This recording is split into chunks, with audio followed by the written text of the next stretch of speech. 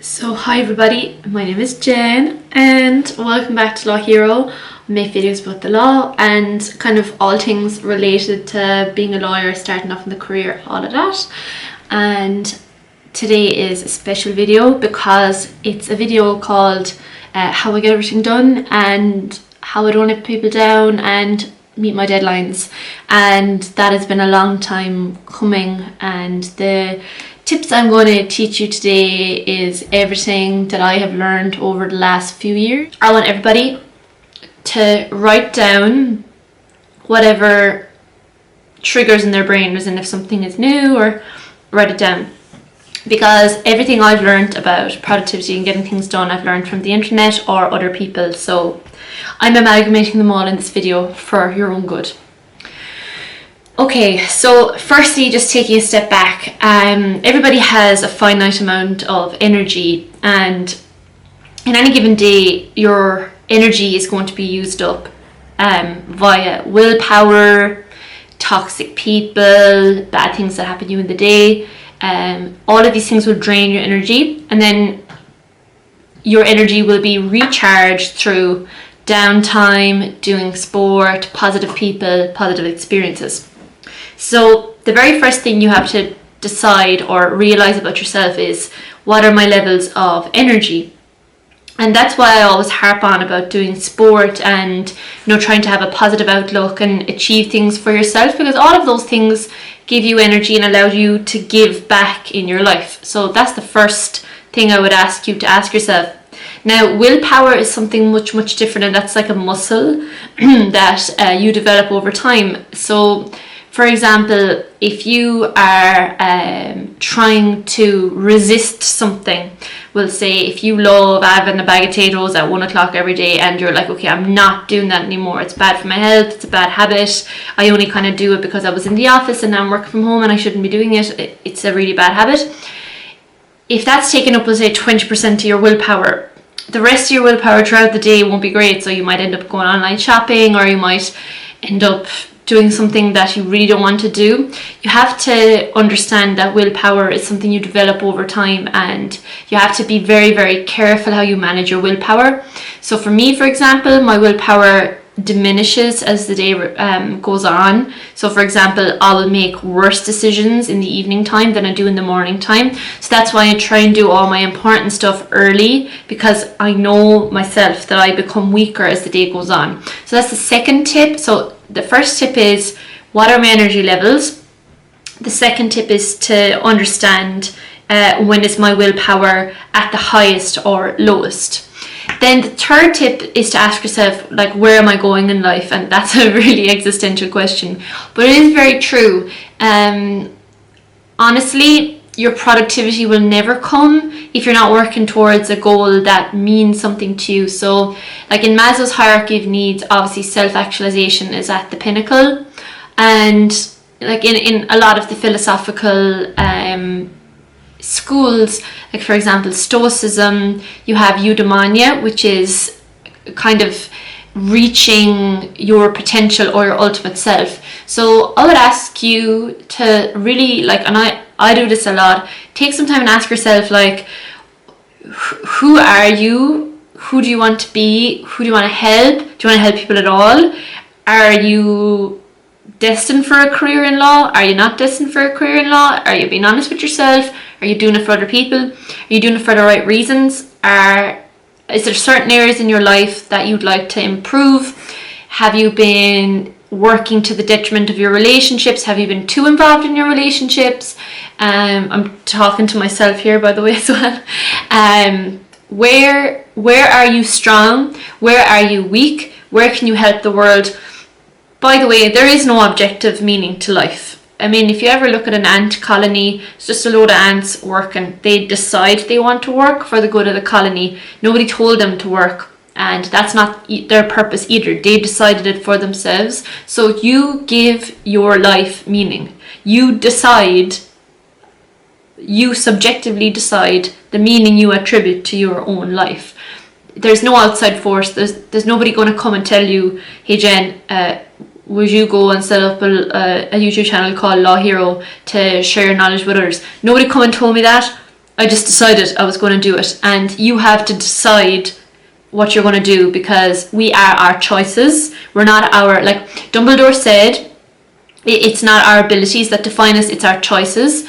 And French philosopher said we are our choices. So that means you have the power, but also at the same time that's kind of terrible, because it means if you don't decide, it is kind of your fault. So that's the problem with existentialism, is in that we genuinely do have the power to decide whether positively or negatively. So that's the backdrop to all of this. If you don't have all that stuff sorted, don't even bother trying to get productive, because to produce, like the word productive means to produce. So what's the point in producing if you don't know why you're doing it? Like, what's the point in going to a job if you don't know why you're there? You're producing either for yourself or for your employer, and ultimately you're doing it to better the world. Otherwise, what's the point? What's the point in getting up in the morning? There is none. You make the point for yourself. Okay, so that's the high level kind of backdrop to why we're all here. So moving on swiftly from that philosophical talk, the next, so part 2 of this video is how to actually get stuff done. Now you've decided what your purpose is, okay? So there are many resources you can go to, and they all say the same thing. So I'm going to run you through it from my point of view and give you kind of concrete examples. So my thesis is that we all have enough time, it's just our priorities are different. So for example, if somebody's not texting you back, or if somebody is like not meeting up with you, or if I don't know, like if you go for a job interview and they don't write back to you, it's not that they don't have time, it's just you're not a priority. So, and you have to see that as the same in your own life. You have to ask yourself, okay, I have time, but what are the priorities? And so priority is a key word in productivity. There's an endless amount of things you can do in this life. There's literally an endless amount of things, but there's discipline in refusing to do certain things. And Warren Buffett called this your circle of competency. So you have to decide what is your circle of competency. And for example, in legal services, we do this by deciding what our practice area is going to be. Albeit when you go in-house, you get exposed to all practice areas, so it's a little bit counterintuitive. It's a bad, in-house is a bad example, but let's just say you go into private practice, you become a competition lawyer. That becomes your circle of competency. Downside with that is if you do go in-house, or if the economy does tank, or I don't know, competition law becomes a non-runner, you're exposed because your circle of competency is too narrow. So that's why it's important to have your speciality. For example, Jen, finance or commercial contracts. Like, I can say it in one sentence, but I have knowledge of lots of different areas, in that if I had to, crisscross, I would be able to do it. But I have my competencies. Same as in sport. Like, you don't want to be one of these people who tries a load of sports and like just never satisfied. Like, find something that is complementary to your baseline skills and then develop it. There are lots of people in this world, I have seen it a lot of the time, they try hundreds of things, and it's because they want to do everything. But that is such a waste of time. We all want to do everything, of course we do. Like, even with my hair, like I'm touching my hair, if you think about it, like I would love to have red hair, I would love to have brown hair, I would love to have all colour hair, because I think all hair is beautiful. But like, that doesn't make any sense, because it would be too much of a burden to try and change my hair all the time. It would damage my hair ultimately, and I'd have to pay a fortune to get it changed all the time. So I'm just like, okay, look, this suits me the best, I'll just leave it as it is. And yeah, it is boring and it feels like you're settling, but sometimes being mature is realizing that you can't have it all. You just can't. And that's not to say that you shouldn't try things or be adventurous in your life, but there is pleasure in knowing what suits you and who you are. There is pleasure in that. there's downsides to everything, but there's less downsides to being certain as to who you are and what you like. So get very, very clear on what you're going to do in order to fulfill your purpose. Take me, for example. What I have my day job, obviously, as a solicitor, so that's one area boxed off, and with that comes its responsibilities. I have my side hustle, Law Hero, that comes with its responsibilities. So I'm already in my head carving out that amount of time is gone, right? Then what's left over? Sport, family, relationships, and I call it like extracurricular activities, like for example Law Society, Blockchain Ireland, what else do I do, EYBA, European Young Bar, so that's like 10%. So that's literally how you have to do it, like 30%, no, I would say no, it's more time, 50% day job, 20% Law Hero, 10% sport, 10% family and friends, and then 10% extracurriculars. That's how I break up my time. And now Saki has come into my life, so he's after encroaching on the family and friends side of things. But that's a decision I made for myself. So that's how you carve up your time. Then being very granular, the only way to get everything done is to schedule it. So the only way to get everything done is to schedule it. If it doesn't get scheduled, it doesn't get done. And people who do things on the fly, they tend not to be productive because they're leaving a lot up to chance. And this is the theory of, it's called choice fatigue. So I borrowed this from Steve Jobs, and basically it means that, you know, when you get up in the morning and like you've got loads of stuff in your wardrobe and you're like, okay, I'll throw on this and this, and you're like, no, it doesn't really suit me, and then after like half an hour you still haven't decided what you're going to wear. That's called choice fatigue. And what that means is your brain thinks that there's so much choice, it just keeps processing through the options. And how you counteract that is you get your outfit ready the night before and you just stick with it. Again, very boring, but it reduces the time wasting and also the choice fatigue. Don't forget as well, while you're deciding, so we make something like, I think it's like 10,000 small decisions a day. That is a drain on your energy. So it all comes back to energy in the end. The best thing to do is night before, if you know that certain things take a lot of your energy. For me, it's like making breakfast. I hate making breakfast. So what I do is I make it the night before, as in, I don't make it, but like I put all this stuff out the night before, and some people think it's weird, but I don't care, it's just my thing. I put it out, and actually I borrowed it from the Germans, so they know what, they're productive people. So I put out my stuff the night before, and then literally when I wake up in the morning and I have a head in me, I just go down and it's all there. It's fantastic. It's like literally a game changer. The same as if you're trying to instill a habit of trying to get up and do some sport. Best thing to do is just lay your clothes out the night before, because then you don't have to be going, where's my shorts, where's my hoodie, where's my runners? You're like, nah, just won't bother, just go back to bed. I used to be like that, but now it's just like, stuff's there, just go. Stuff is there. It's like you reduce the negotiation with yourself, because that's what procrastination is. Procrastination is the negotiation between the part of yourself that wants to be productive and the part of yourself that wants to have the crack. Like, we've all been there. It's like, nah, just want to chill. No, you can't chill, because we need to run, because we need to prepare for this marathon. And you're going to be in a heap if you don't prepare for it now. It's like, it's the future discounting thing. Future discounting just means that your present self finds it very, very hard to imagine your future self, so it discounts the value of the future, like from the present to the future time. It just goes, it's not that important. That's the discount.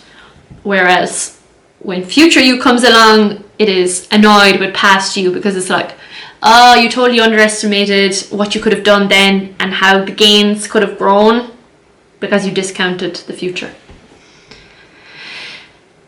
Finally, I'm getting onto the granular parts. So I'll tell you what I do. So I used to plan on Sunday, but now I plan on Fridays, and I'll tell you why. Because on Sundays, I am still not in the work mode on Sundays. I still like to chill. So I don't really like to talk about work or do work on Sundays unless it's absolutely necessary. So that's why, and I borrowed this from some American productivity specialists, I do it on Friday afternoon. So I'll take you all to Jen's Friday afternoon. So Friday afternoon at about 3 or 4 o'clock, when my work is done, I'm like, okay, I'm gonna look forward to next week. So I get my diary out and I'm just like, okay, Monday, Tuesday, Wednesday of next week. And I literally plan every single day out roughly, as in I don't do it very granularly, I do it very, very roughly. And even I put in things like the day I'm gonna go shopping, because I want to make sure that I'm not wasting time going shopping, because it's a lot of energy. And when I say wasting, I mean I'm wasting energy. So the best thing to do is find out, like, the batching process is from Tim Ferriss. So I'm like, okay, I'll need to go shopping twice a week, so I'll go Monday and Wednesday. So I want to avoid the crowds because that causes extra energy. So I'll go at 10 a.m. after like all the yummy mummies are gone and all the school runs are gone and it's just me and the pensioners. And that was something I kind of hacked during COVID, because I used to be one of those people who go to like Tesco's after work, and I was always like in the queue being like, why am I here when everybody else is here? Like it's that theory, like, why am I on the M50 when everyone else is on the M50? Why am I in the gym when everyone else is in the gym? Why am I ordering takeaway at 5 o'clock on a Friday when everyone else is ordering takeaway at 5 o'clock on a Friday? What you're doing is you're draining your energy because you're doing things at the same time as everybody else. So you have to figure out when off-peak hours are and try and work around it. Now, I know for some people that's not possible, but that really is a massive productivity hack.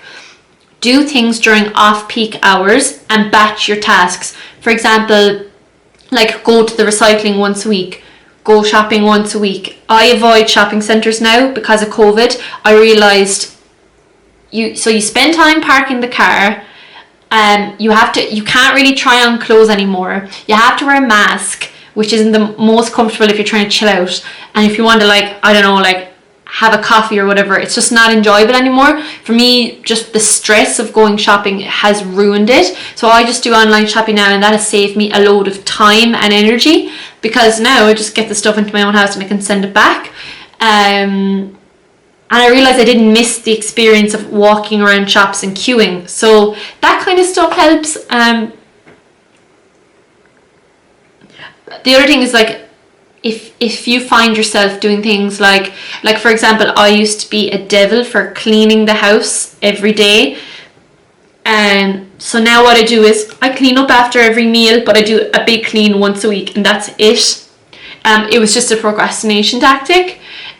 Same with hanging out the washing, same with doing the dishwasher, just batch everything.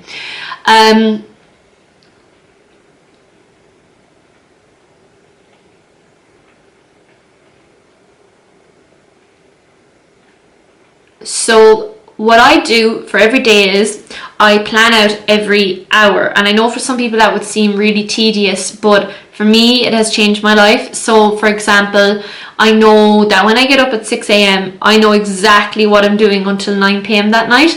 That being said, sometimes there's spanners in the work, and sometimes somebody rings you for like 2 hours and whatever you had on your list gets shoved to the next day. That's just life. I'm not saying you have to be like, when someone rings you, go, no, I'm penciled in from 6 to 8 to do 2 hours of Law Hero research. I'm not saying that's not realistic, but at least if you have a plan, there's more of a chance that you'll stick to it.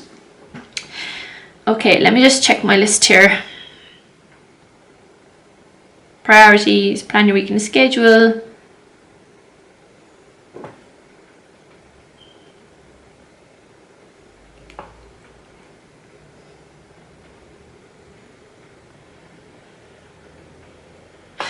Oh yeah, so the power of routine. So routine, I don't know where I read this quote, but routine is a sign of intelligence. I really do think it is. So some people think routines are boring. They're like, oh, I'll get out of your routine. But actually routine will help you get things done. So for example, some people have the routine of getting up, checking their phone, and that is really not a good idea because a phone is an endless distraction. So you need to get out of the routine of checking your phone. So instead, we'll say, if you are in a habit of getting up and checking your phone, what you can do is get into the routine of like purposefully go down, have your breakfast, and then once you have, we'll say, your workout done, then check the phone as a reward. So the Charles Duhigg said there's cue, routine, reward. So if you do a routine, reward yourself to reinforce the routine. That's probably the best way to do it. So that's exactly what I do. When I get up in the morning, I used to check my phone. Now it's like bed, breakfast, workout, phone. And my brain is like, oh, okay, the phone is going to come, so it's not the end of the world if I don't check it now. And that is exactly the same, we'll say, at work.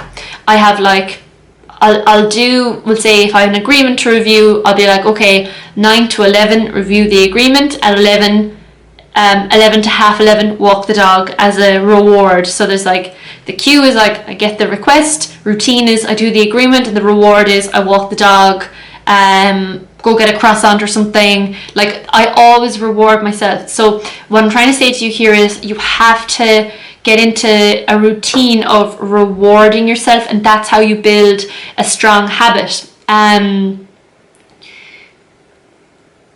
that's how I do sport as well. I always I'm like, okay, if I go and I do whatever track session Friday afternoon, I get a glass of wine after it. Like, there's always a reward, and that's how you get yourself to do difficult things, and that's also how you broaden your dopamine. So some people, the reason why we don't like to do difficult things is because we're inundated with dopamine, unlike our ancestors who didn't have as much dopamine as we do. Because we have so much pleasure as Western human beings, that's why our dopamine loop is quite short. So that means that we do things that are pleasurable. For example, the phone is very pleasurable because we get instant dopamine from it. We're always surrounded by food, so it's very, very easy to get that dopamine hit all the time. So the big challenge for people is to broaden the dopamine loop. What that means is, bit by bit, you make it more and more difficult to get the reward, which is the dopamine, and that's how you grow your discipline, and that's how you grow your ability to do difficult things. You can take it to the extreme. You can go do endurance sports where the dopamine doesn't come for 2.5 hours. Sometimes if you do an Ironman, it could be over 10 hours. Those are extreme cases of lengthening the dopamine reaction. But I would ask you to ask yourself, what difficult things do you do in your day that lengthen your dopamine loop? If your dopamine loop is too short, you will have a monkey brain. You will not be able to concentrate. You will not be able to sleep. You will constantly be looking for a distraction because your brain it's overloaded with a craving for dopamine. It's just like drugs. Dopamine is exactly the same as drugs. You constantly want the notifications on your phone. You constantly want to be eating. You constantly want distraction. You constantly want novelty. It's a craving for that novelty. And that's a very dangerous way to live your life, and very, very quickly will end up with mental health issues. So there's a lot more to this than meets the eye. Anyway, I've been rambling for 20 minutes now. I hope you gained something positive from this. Everything I say is my own opinions. It's what I've been doing for years. Definitely works for me. And yeah, thank you for suggesting it, whoever put it into my DMs, and I'll see you in the next one.